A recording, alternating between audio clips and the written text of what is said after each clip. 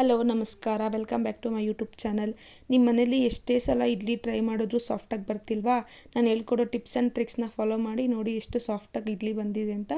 ಮತ್ತು ಹೋಟೆಲ್ ಸ್ಟೈಲಲ್ಲಿ ಸಾಗು ಮಾಡೋದು ಹೇಗೆ ಅಂತಲೂ ತಿಳಿಸ್ಕೊಡ್ತಾ ಇದ್ದೀನಿ. ಬನ್ನಿ ಹೇಗೆ ಮಾಡೋದು ಅಂತ ನೋಡೋಣ. ನಾನು 3 ಕಪ್ ಆಗೋಷ್ಟು ಅಕ್ಕಿ ತೊಗೊಂಡಿದ್ದೀನಿ. ಇದು ನಾರ್ಮಲ್ ರೈಸ್. ನೀವು ಬೇಕಿದ್ರೆ ಇಡ್ಲಿ ರೈಸ್ ಬರುತ್ತಲ್ವ, ಅದನ್ನಾದರೂ ಬಳಸ್ಕೊಳ್ಬೋದು. 3 ಕಪ್ ಅಕ್ಕಿಗೆ ಅರ್ಧ ಕಪ್ ಆಗೋಷ್ಟು ಉದ್ದಿನಬೇಳೆ ಹಾಕಿದ್ರೆ ತುಂಬ ಸಾಫ್ಟಾಗಿ ಬರುತ್ತೆ ಇಡ್ಲಿ. 6 ಕಪ್ ಆಗೋಷ್ಟು ಅಕ್ಕಿ ತೊಗೊಂಡ್ರೆ 1 ಕಪ್ ಆಗೋಷ್ಟು ಉದ್ದಿನಬೇಳೆ ತೊಗೊಳ್ರಿ. ಈಗ 1 ಟೇಬಲ್ ಸ್ಪೂನ್ ಆಗೋಷ್ಟು ಕಡಲೆಬೇಳೆ ಮತ್ತು 1/4 ಟೀ ಸ್ಪೂನ್ ಆಗೋಷ್ಟು ಮೆಂತ್ಯ ಮತ್ತು 1 ಟೇಬಲ್ ಸ್ಪೂನ್ ಆಗೋಷ್ಟು ತೊಗರಿ ಬೇಳೆನ ಸೇರಿಸ್ಕೊಂಡು ಚೆನ್ನಾಗಿ ತೊಳ್ಕೊಳ್ಬೇಕು. ಒಂದು 3 ರಿಂದ 4 ಸಲ ಚೆನ್ನಾಗಿ ತೊಳ್ಕೊಳ್ಳಿ. ಅಕ್ಕಿಯಲ್ಲಿರೋ ಧೂಳೆಲ್ಲ ಚೆನ್ನಾಗಿ ಹೋಗಬೇಕು. ನಾಳೆ ಬೆಳಗ್ಗೆ ಟಿಫನ್ಗೆ ಇಡ್ಲಿ ಮಾಡಬೇಕು ಅಂದರೆ ಇವತ್ತು ಬೆಳಗ್ಗೆನೇ ಅಕ್ಕಿನ ತೊಳೆದು ನೆನೆಸಿಡಬೇಕು. ನೈಟ್ ಅಷ್ಟರಲ್ಲಿ ನೋಡಿ ಅಕ್ಕಿ ಚೆನ್ನಾಗಿ ನೆಂದಿದೆ, ನೋಡಿ ಯಾವ ರೀತಿ ಕಾಣಿಸ್ತಿದೆ ಅಂತ. ಈಗ ಮತ್ತೊಂದು ಸಲ ತೊಳ್ಕೊಂಡು ಮಿಕ್ಸಿ ಜಾರ್ಗೆ ಹಾಕ್ಕೊಂಡು ತರಿಯಾಗಿ ರುಬ್ಕೊಳ್ಬೇಕು. ನಾವು ಇಡ್ಲಿಗೆ ಮಾಡ್ತಿರೋದ್ರಿಂದ ತರಿಯಾಗಿದ್ದರೆ ನಡೆಯುತ್ತೆ. ಇದಕ್ಕೆ ಯಾವುದೇ ರೀತಿ ಅವಲಕ್ಕಿ ನೆನೆಸಿ ರುಬ್ಬೋ ಅವಶ್ಯಕತೆ ಇಲ್ಲ ಮತ್ತು ಸೋಡಾ ಹಾಕೋ ಅವಶ್ಯಕತೆ ಇಲ್ಲ, ಹಾಗೆ ಮಾಡ್ಬೋದು. ನೋಡಿ ಈಗಲೇ ನಾನು ಉಪ್ಪು ಹಾಕಿ ಮಿಕ್ಸ್ ಮಾಡಿ ಎತ್ತಿಡ್ತಾ ಇದ್ದೀನಿ. ಜಾಸ್ತಿ ನೀರು ಹಾಕೋಬಾರ್ದು ಇಡ್ಲಿಗೆ, ಆಗ ಸಾಫ್ಟಾಗಿ ಬರಲ್ಲ, ಗಟ್ಟಿಯಾಗಿಬಿಡುತ್ತೆ. ಹೀಗೆ ಚೆನ್ನಾಗಿ ಮಿಕ್ಸ್ ಮಾಡಿ ಎತ್ತಿಡಬೇಕು. ನೋಡಿ ಈ ರೀತಿ ಕನ್ಸಿಸ್ಟೆನ್ಸಿ ಇದ್ದರೆ ಸಾಕು.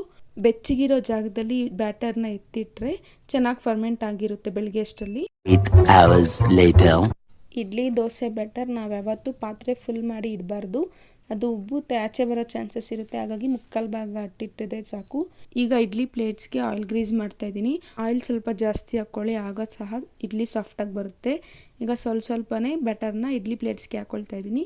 ಫುಲ್ ಹಾಕ್ಕೊಳ್ಬೇಡಿ, ಮುಕ್ಕಾಲು ಭಾಗ ಹಾಕ್ಕೊಳ್ಳಿ ಸಾಕು, ಅದು ಉಬ್ಬೋ ಚಾನ್ಸಸ್ ಇರುತ್ತೆ. ಹಾಗಾಗಿ ಇನ್ನೊಂದು ಕಡೆ ಅರ್ಧ ಲೀಟ್ರಿಗಿಂತೂ ಕಮ್ಮಿ ಆಗೋಷ್ಟು ನೀರನ್ನ ಹಾಕಿ ಇಡ್ಲಿ ಪಾತ್ರೆಯಲ್ಲಿ ಚೆನ್ನಾಗಿ ಕುದಿಸ್ಕೊಳ್ಬೇಕು. ನೀರು ಚೆನ್ನಾಗಿ ಕುದ್ದ ಮೇಲೆ ಇಡ್ಲಿ ಪ್ಲೇಟ್ನ ಇಡಬೇಕು. ನಾವು ಇಡ್ಲಿನ ಸ್ಟೀಮಲ್ಲೇ ಬೇಯಿಸೋದ್ರಿಂದ ನೀರು ಕಾದು ಸ್ಟೀಮ್ ಬರೋ ಟೈಮ್ಗೆ ಇಡ್ಲಿ ಪ್ಲೇಟ್ಸ್ ಇಡಬೇಕು. ಮತ್ತೊಂದು ಇಡ್ಲಿ ಪ್ಲೇಟ್ಗೂ ಸಹ ಎಣ್ಣೆ ಗ್ರೀಸ್ ಮಾಡಿ ಅಟ್ಟಿ ಇಡ್ತಾ ಇದ್ದೀನಿ. ಸ್ಟೀಮಲ್ಲಿ 5 to 10 ಮಿನಿಟ್ಸಲ್ಲಿ ಇಡ್ಲಿ ರೆಡಿ ಆಗುತ್ತೆ. ಅಷ್ಟರಲ್ಲಿ ವೆಜಿಟೇಬಲ್ಸ್ ಹಾಗೂ ಹೇಗೆ ಮಾಡೋದು ಅಂತ ನೋಡೋಣ ಬನ್ನಿ. ನಾನು ಎಲ್ಲ ರೀತಿಯ ತರಕಾರಿ ತೊಗೊಂಡು ಸಣ್ಣದಾಗಿ ಕಟ್ ಮಾಡಿ ಇಟ್ಕೊಂಡಿದ್ದೀನಿ. ಕಡಲೆ ಬೀಜ ಸಹ ಸೇರಿಸ್ಕೊಂಡಿದ್ದೀನಿ. ಬಟಾಣಿ, ಒಣ ಬಟಾಣಿ ನೆನೆಸಿ ಇಟ್ಕೊಂಡಿದ್ದೆ.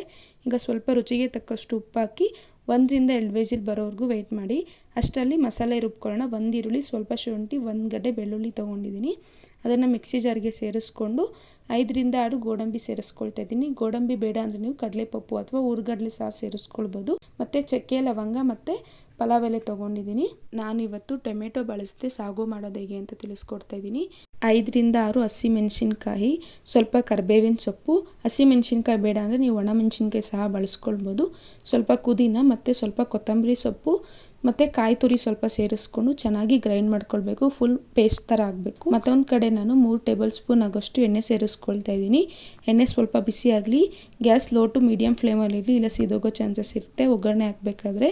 ಈಗ ನಾನು ಪಲಾವ್ ಎಲೆ ಮತ್ತು ಸ್ವಲ್ಪ ಸೋಂಪು ಕಾಳನ್ನ ಹಾಕ್ಕೊಂಡು ಫ್ರೈ ಮಾಡ್ಕೊಳ್ತಾ ಇದ್ದೀನಿ. ನೀವು ಬೇಕಿದ್ರೆ ಬೇರೆ ಸ್ಪೈಸಸ್ ಸಹ ಆ್ಯಡ್ ಮಾಡಿಕೊಂಡು ಫ್ರೈ ಮಾಡ್ಕೊಳ್ಬೋದು. ಎಣ್ಣೆ ಸ್ವಲ್ಪ ಜಾಸ್ತಿ ಇರಬೇಕು ಈ ಸಾಗೋಗೆ, ಆಗ ಟೇಸ್ಟ್ ತುಂಬ ಚೆನ್ನಾಗಿರುತ್ತೆ.